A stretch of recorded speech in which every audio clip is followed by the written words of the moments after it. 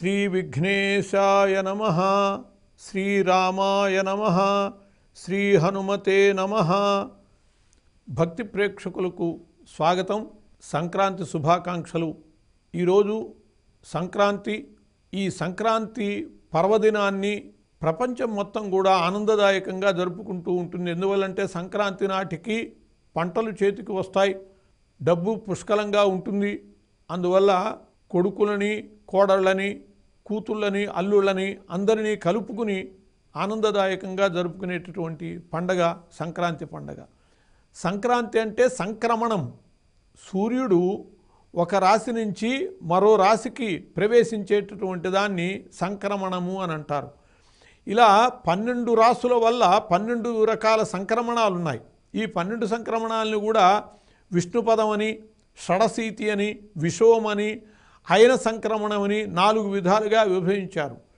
ఈ 4గిట్లో కూడా ఒకదానికంటే ఒకటి బలీయమైనటువంటివి, శక్తి కలిగినటువంటివి. వాటిలో అయిన సంక్రమణము అంటే దక్షిణాయనము, ఉత్తరాయణం. అంటే కర్కాటకంలో రవి ప్రవేశించేటటువంటి కటక సంక్రమణమేమో దక్షిణాయన పుణ్యకాలం. మకర లగ్నంలో రవి ధనుస్సు నుంచి మకరంలో ప్రవేశించేటటువంటి కాలమేమో మకర సంక్రమణము. ఇది ఉత్తరాయణ పుణ్యకాలం. ఇవి రెండు కూడా మిగతా వాటిలన్నిటి సంక్రమణముల కంటే చాలా శక్తి కలిగినటువంటివి. ఈ రెంటిలో కూడా దక్షిణాయన పుణ్యకాలం కంటే ఉత్తరాయణ పుణ్యకాలం చాలా శ్రేష్టమైనవి. 12 సంక్రమణాలలో కూడా సంక్రమణ సమయంలో స్నానం చేయాలి తప్పకుండా. ఎట్టి పరిస్థితుల్లో దక్షిణాయనం అయిన సంక్రమణాల్లో అన్నా చేస్తారు. అందులో కూడా ఉత్తరాయణ పుణ్యకాలంలో తప్పకుండా సంక్రమణ సమయంలో స్నానం చేయటం అనేటటువంటిది విధి. భోగినాడే తలంటి పోసుకుని ఉంటారు కాబట్టి స్నానం చేయటం అనేటటువంటిది ఇబ్బందికరమైన పరిస్థితి కాదు.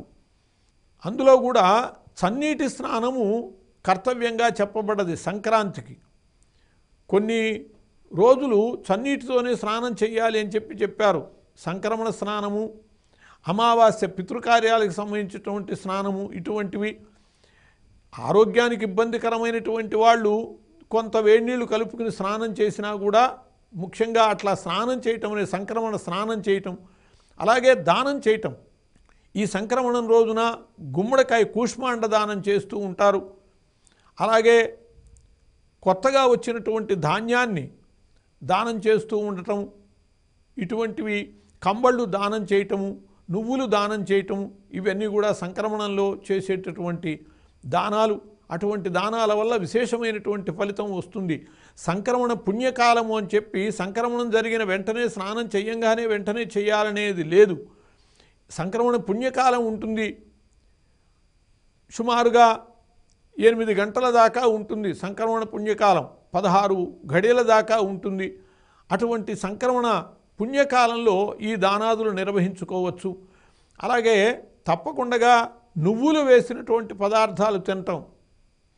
నువ్వు ఉండలు, నువ్వులు బెల్లము కలిసినటువంటి పదార్థాన్ని ఉండలు చేసి పెడుతూ ఉంటారు, అవి తింటూ ఉంటారు.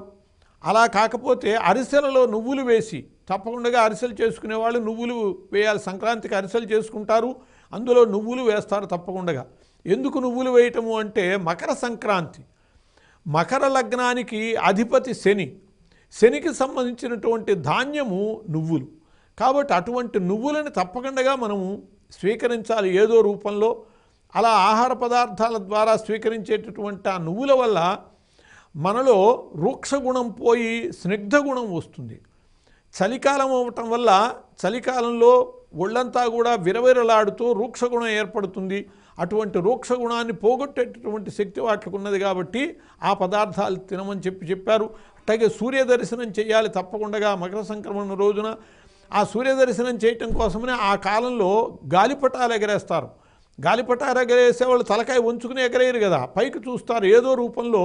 అలా ఆకాశం వైపు చూసి నేత్రాలకి శ్రేయస్కరమైనటువంటి పద్ధతులు చేసేటటువంటి దానికి కూడా మార్గము ఆ గాలిపటాల కార్యక్రమంలో ఉన్నది. ఇట్లా సంక్రాంతి రోజున ఇంటికి వచ్చేటటువంటి వాళ్ళందరికీ కూడా దానాలు చేయటం. బుడబుక్కలాళ్ళు, గంగిరెద్దు వాళ్ళు, అలా హరిదాసులు, ఇలా అనేక మంది ఆశ్రయించి వస్తూ ఉంటారు. వాళ్ళందరికీ కూడా దానాలు చేయటం, దానాలకి ధర్మాలకి అన్నిటికీ కూడా నెలవైనటువంటి ఈ సంక్రాంతి పండుగని ఆనందోత్సాహాలతో జరుపుకుని ఆధ్యాత్మికంగా సూర్యభగవాను ఆరాధన చేస్తాం. అలాగే కొత్త బియ్యము కొత్త పాలతో పొంగలి చేసి నివేదన చేస్తాం. అట్లా ఈ సంక్రాంతి సందడిని శ్రేయస్కరంగా అనుభవించి అందరూ కూడా ఆనందించాలి అని చెప్పి పెద్దల యొక్క ఆశయం. స్వస్తి.